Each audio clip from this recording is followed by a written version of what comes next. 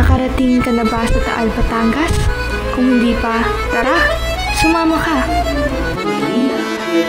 Ako, si Tony at si Kate ay nagbiyahe mula Laguna hanggang Taal, Batangas. At andito kami para tuklasin ang ganda nito.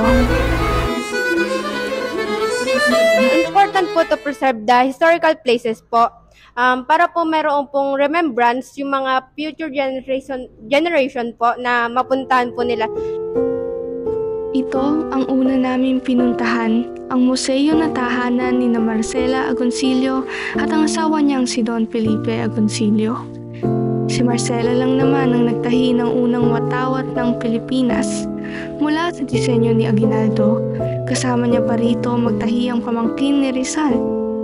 Halina't tuklasin pa natin ang mahalagang parte ng kasaysayan. Ito ang naging tirahan ng pamilya Agoncillo. Isa itong makasaysayang lugar. Dito nakilala namin ang ilang mga lokal na estudyante at hiningan namin sila ng panayam patungkol sa importansya ng pagpapaganda ng kanilang lugar. Dapat po nating para po sa kanila, dapat po nating iboto yung tama, lalo na po kung igaganda naman po ito nating lugar. Lalo na po, dapat po nating alamin yung mga background po nila, kung dapat pa silang iboto na meron po ba silang mapapatunayan sa ikagaganda nating lugar. Don Felipe Agoncillo, isa rin siya sa mga nagrebelyon at nagtanggol ng ating bansa. Puno ng iba't ibang dokumento at rekognisyon ang museo. Kahit nga ang warrant of arrest ni Felipe ay narito, nahuli siya sa pagre-rebelyon. Bukod dito, iba't ibang disenyo ng watawat ang aming nakita. Ayon sa mga estudyante, Hong Kong ang lugar kung saan nagtatago ang mag-asawang Agoncillo. Mayroon silang isang anak na namatay sa Hong Kong dahil sa sakit na typhoid. Ang dalawang orihinal na pinta ni Fernando Amorsolo ay nasa babang parte ng museo. Lolo at anak ni Marcela ang nakapinta rito. Bakas sa lugar na ito ang madaming alaalang hindi dapat mabura, gaya ng kasaysayan ng pananakop ng mga dayuhan sa atin. Hinihikayat namin ang lahat na puntahan ang museyong ito upang matuklasan pa ang ating kasaysayan na parte ng ating kasalukuyan.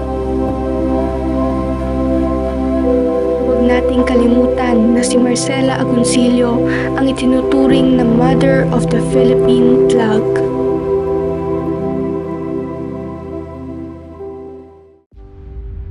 Ang Galleria Taal ay matatagpuan sa isa sa mga bahay na naging museo sa makasaysayang bayan ng Taal. Dito matatagpuan ang kahanga-hangang koleksyon ng mga kamera ni Ginoong Emmanuel Manny Innumerable. Halika! Samahan mo kami na tuklasin ang kahalagahan ng museo na ito. By the way, ako ang Blas Sarmiento John, ang in-house student ng Galleria Taal. And siyempre po lahat ng mga kamus na dito pag-early dito.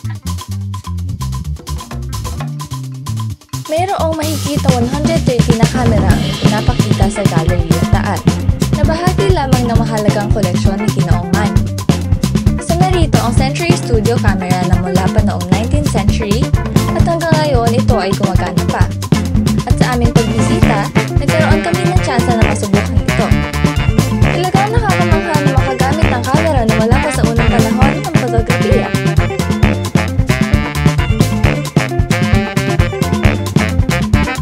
Para mas maintindihan natin ang detalye at kasaysayan ng mga ito, nakapanayan natin ang isa sa mga tour guide na si Ginoong Sarmiento. So especially dito si Taal, Batangas kasi dito every time na mainit na sa ibang lugar, so dito pumunta yung ating mga bayani like nila Dr. Jose Rizal, Mariano Ponce. So especially pag mainit sa Laguna, Cavite, so ito yung kanilang mga secret meeting door, especially during Spanish time. So ito ay very historical, especially si Bayan ng Taal. Yan, so ito ay ang safe daw na lugar na pinupunta ng ating mga bayani during Spanish time. Yan, yung sa mga panahon nila Dr. Jose Rizal at nila Andres Bonifacio. So malaki yung ambag ni Taal sa ating mga bayani. Ang pagbisita sa isang museo ng kamera ay tunay na kahanga-hanga. Para bang tayo ay bumabiyahe sa panahon. Bawat kamera ay may sariling book.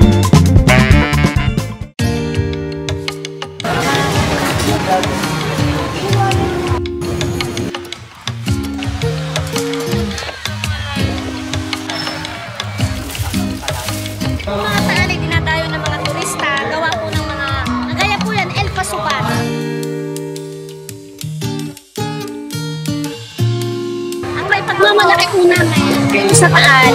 Ito po ang pinakamalaking simbahan sa buong Asia.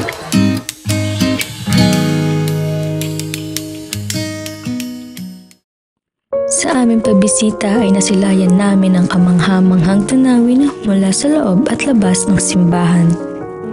Kilala ito sa kagandahan ng arkitektura, makulay na kasaysayan at kahalagahan sa kultura. Taon-taon, libo-libong Katoliko ang dumadayo sa Taal upang bisitahin ang basilika, dumalo sa misa at makiisa sa mga tao ng fiesta at relihiyosong selebrasyon. So while doing this project, masasabi kong na-enjoy ko siya dahil marami akong natutunan about the history. Expect ko na talaga na mag-enjoy ako pero mapapagod at the same time because hilig akong mag-art, history and cultures ng iba't ibang places. As we're shooting this project, I really thought that enjoyment is the main reason why we're here. But it's actually about knowing the history of the place and its culture.